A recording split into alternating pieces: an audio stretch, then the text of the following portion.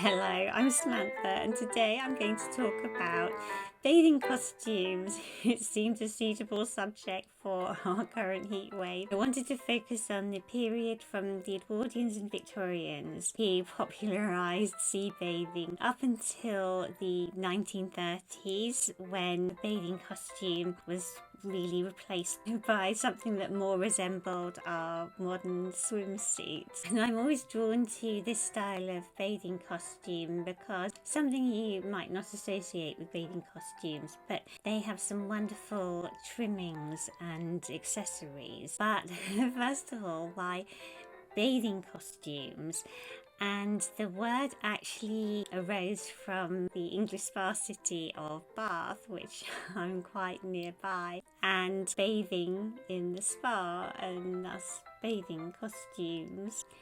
Bathing at seaside resorts was popular from the late 18th century, and women especially bathed in the sea via the means of a bathing machine, which was a kind of beach hut on wheels drawn by horses, and they had a kind of awning so that you could go, which covered some steps, so you could go down your steps into usually quite a shallow part of the sea under the awning and not be seen at all, which was important because in this era men and women were not allowed to be together on the same beach at the same time. So your bathing machine gave you complete privacy right down to the sea. These bathing machines really were popular right up until men and women were allowed to be at the seaside together. And look at this wonderful Edwardian couple in the sea together in 1910.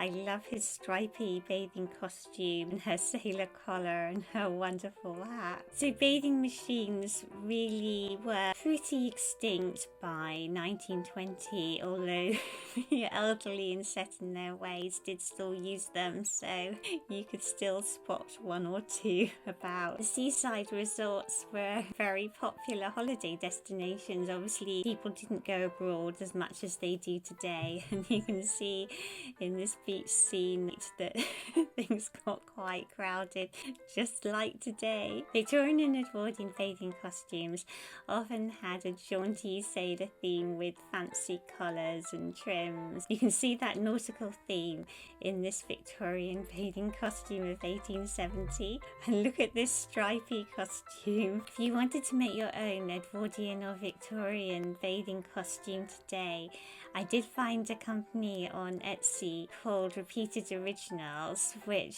offer some wonderful PDF patterns. And actually something that I want to do on this channel is a modern Edwardian series in which I look at how Edwardian clothes could be adapted just in small ways so that they are more wearable today.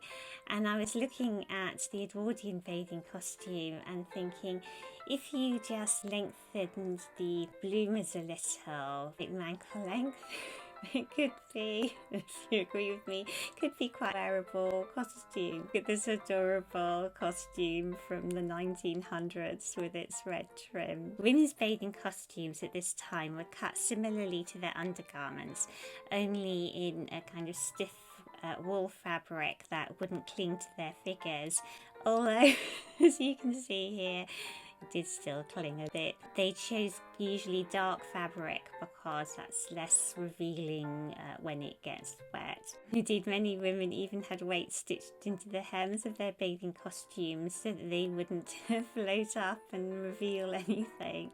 And women also wore dark stockings to paddle in their bathing costumes, and bath shoes as well to protect their feet from sharp pebbles. And actually these bath shoes are really decorative. I love the ribbon ties that they had, and you see these right up until the 1920s. And in the early part of the 20th century, it was still important that your bathing costume was quite covering, because you could be arrested by beach policemen and charged with indecent exposure if they weren't, and you could even be imprisoned for indecent exposure. In 1907, the record-breaking Australian swimmer Annette Kellerman was arrested in her knee-length bathing costume and charged with indecent exposure,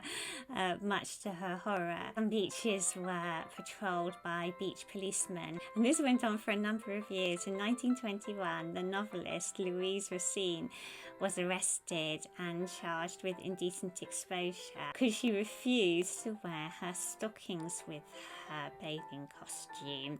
And actually, women were often deliberately not wearing their stockings on the beach as a form of protest. And indeed, Louise Racine, who was sent to prison, had this to say: "The city has no right to tell me how I shall wear my stockings. It is none of their darn business. I will go to jail first." Go Louise. And here in 1922, we have a photograph of a beach policeman measuring that all-important distance of exposed flesh. He's actually measuring from the top of her knee to her bathing costume. But the bathing costumes were decorative. Look at these two women in their bathing costumes in 1910. And this wonderful photograph of two women in Alaska in 1911. And in 1913, a group of women holding hands in the sea. And I love this fashion plate of 1912. Isn't she pretty in her tunic dress style bathing costume with her matching hat and stockings and her ribbon shoes? As regards decency regulations, different beaches had different rules, and these 1920s bathing beauties seem to be able to take a more relaxed attitude to their stockings, and some of them are not wearing stockings at all, and others are rolling their stockings up under their knees in that classic flapper style. And bathing costume contests were popular in the 20s, and they provide some wonderful images like this one. Look at their assortment of fabulous hats and their ribbon tie shoes. And we also have some photographs of the worthy winners holding their trophies. And here's a fancy looking bather from the 1920s with a wonderful cap and decorative parasol. And the trend for parasols with your bathing costume was lasted right up through the 30s too, as we can see in this picture. And I love this picture too, of two women having some theatrical fun in their bathing costume. And while the nautical theme remained popular through the 20s too, swimsuits were now knitted. In 1915, Janssen, a small knittery in Portland, made the first knitted swimming suit. And they patented that name that we now all associate with swimsuits 6 years later, and produced this famous diving girl logo. Knitted swimsuits were stretchier than the woven wool swimsuits, and very much a response to women no longer just being content to paddle around, but wanting to properly swim and competitively swim too.